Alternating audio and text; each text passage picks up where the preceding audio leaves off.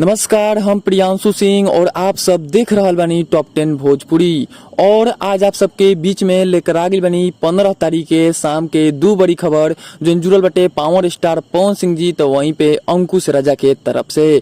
तो वीडियो के शुरू से लेकर अंत तक देखत रही। वहीं बढ़ जाओ सबसे पहल का खबर की ओर। तो सबसे पहल का खबर निकल के आ रहल बटे पावर स्टार पवन सिंह जी के तरफ से। आप सबके बता दी कि आज से 2 दिन पहले आप सबके हम बतैले रही कि पावर स्टार पवन सिंह जी के बहुत जल्द आप सबके बीच में आ रहल बटे एगो चैत गाना।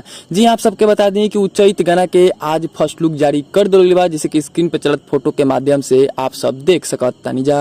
वहीं आप सबके बता दी कि गाना बहुत जल्द आप सबके बीच में रिलीज होखे वाला बाटे। गाना के बोल बा कटनिया ना होई ए बलम। जी आप सबके बता दी कि गाना बाटे जो कि आप सबके बीच में बहुत जल्द रिलीज होखे वाला बा। वहीं आप सबके बता दी कि गीत के लिखले बाने विक्की विशाल, वहीं पे संगीत बजेले बाने प्रियांशु सिंह।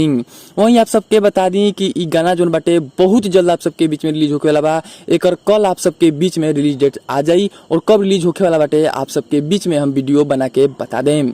वहीं बढ़ जाओ दूसरा खबर की ओर। तो दूसरा खबर निकल के आ रहल बाटे भाई अंकुश और राजा के तरफ से। आप सबके पता हुई कि अंकुश राजा भी बंगलिनिया पे एक गाना गले रहन जो कि MP3 के माध्यम से आप सब गाना सुन ले होखम।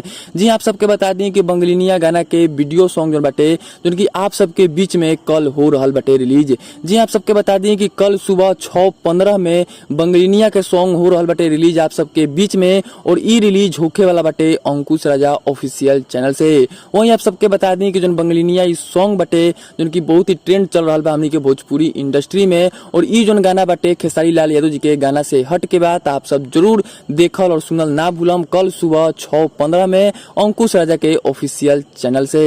और कमेंट में जरूर बताइए कि आज के शाम के दोनों खबर में से सबसे अच्छा खबर के लागल पावर स्टार पवन सिंह जी के कि अंकुश राजा जी के। आप सब कमेंट बॉक्स में आप सब जरूर बताइए। फिर से मिलता नहीं एक ताजा खबर के साथ, तब तक देखते रहिए टॉप 10 भोजपुरी।